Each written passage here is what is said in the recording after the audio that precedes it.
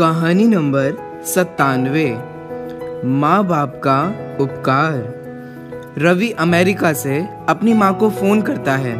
Hello माँ, मैं रवि बोल रहा हूँ। कैसी हो माँ? माँ ने कहा, मैं ठीक हूँ बेटे। ये बताओ तुम और बहू दोनों कैसे हो? हम दोनों ठीक हैं माँ, आपकी बहुत याद आती है। अच्छा सुनो माँ, मैं अगले महीने इंडिया आ रहा हूँ तुम्हें लेने। क्या? हाँ माँ, अब हम साथ ही रहेंगे। रवि ने अपनी बात को आगे बढ़ाया। नीतू कह रही थी कि माँ जी को अमेरिका लेके आओ, वहाँ अकेली बहुत परेशान हो रही होंगी। माँ हेलो, सुन रही हो ना? हाँ बेटे। बूढ़ी आंखों से खुशी की अश्रुधारा बह निकली। बेटे और बहू का प्यार नस नस में दौड़ने लगा। जीवन के 70 साल गुजार चुकी सावित्री ने जल्दी से अपने पल्लू से आंसू पोंछे और बेटे से बात करने लगी। पूरे 2 साल बाद बेटा घर आ रहा था। बूढ़ी सावित्री ने मोहल्ले भर में दौड़ दौड़ कर ये खबर सबको सुना दी। सभी खुश थे कि चलो बुढ़ापा चैन से बेटे और बहू के साथ गुजर जाएगा। रवि अकेला आया था। उसने कहा, माँ हमें जल्दी ही वापस जाना है, इसलिए जो भी रुपया पैसा किसी से लेना है वो लेकर रख लो, और तब तक मैं किसी प्रॉपर्टी डीलर से मकान की बात करता हूँ।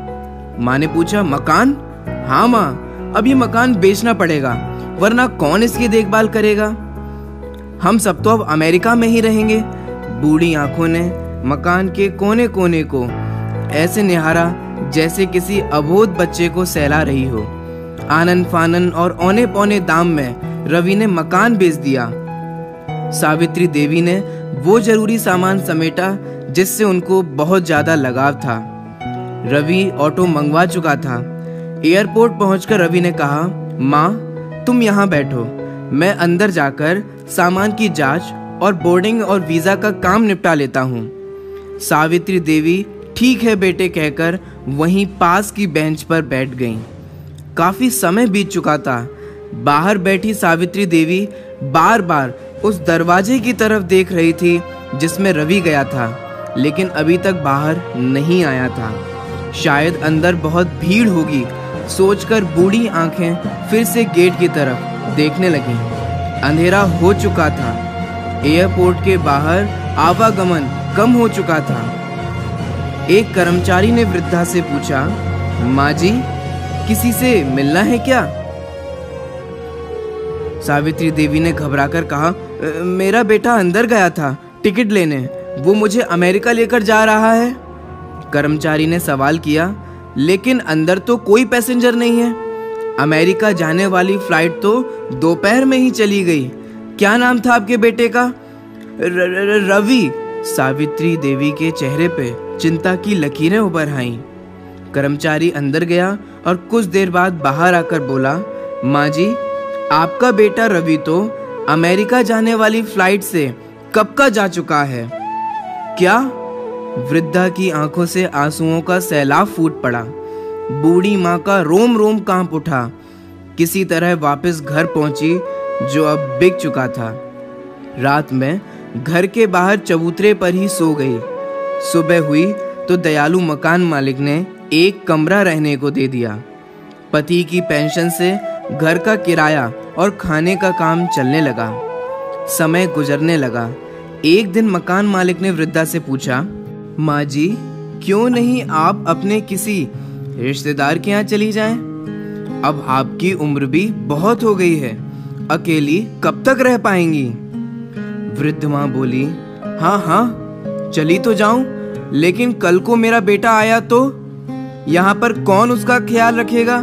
ऐसा बोलते बोलते उसकी आंखों में आंसू आ गए। दोस्तों, बचपन में जिस माँ बाप ने हमें पाला, उनके बुढ़ापे में यदि तुमने उनको नहीं संभाला तो तुम्हारे भाग्य में ऐसी ज्वाला भड़केगी जो तुम्हें कहीं का नहीं छोड़ेगी। 2 किलो वजन उठाने में तुम्हारे हाथ दर्द करते हैं तो माँ को सताने से पहले सोचो कि उसने तुम्हें 9 माह पेट में कैसे रखा होगा। बचपन में तेरे माँ बाप तुझे अंगुली पकड़कर तुझे स्कूल ले जाते थे।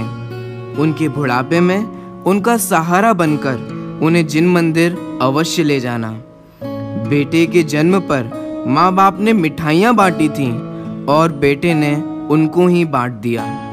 बेटे कबूतर को दाना डालने और गाय को भोजन देने जा सकते हैं, परंतु अपने माँ बाप को भोजन कराने में तकलीफ होती है। जिस बेटे को माँ बाप ने बोलना सिखाया, उन्हीं माँ बाप को उनके बुढ़ापे में बेटे चुप रहने के लिए कहते हैं। अगर तुम चाहते हो कि तुम्हारे बेटे बुढ़ापे में तुम्हारी सेवा करें, तो तुम अपने माँ बाप की सेवा करके उनके सामने आदर्श प्रस्तुत करो। जो बाहर के लोगों से हंस हंस कर बात करता है और अपने माँ बाप से बात नहीं करता, तो समझ लेना चाहिए कि तुम्हारी दुर्गति निश्चित है। 25-30 वर्षों तक माता पिता के पास रहने वाला और उनका स्नेह पाने वाला पत्नी के आते ही 1 वर्ष में अलग होकर माँ बाप को भूल जाता है और कहता है my wife is my life. दोस्तों, सच कहता हूँ, इस कहानी को रिकॉर्डिंग करते वक्त मेरी आंखों में भी आंसू आ गए। इसलिए मेरा आपसे हाथ जोड़कर यह निवेदन है कि माँ बाप का दिल कभी कभी कभी मत दुखाना। ये वीडियो को आप अपने दोस्तों के साथ, परिवारजनों के साथ, अन्य रिश्तेदारों के साथ जरूर शेयर करें। धन्यवाद आपका, जो आपने अपना कीमती समय निकालकर यह वीडियो देखा। आखिर माँ तो माँ ही होती है।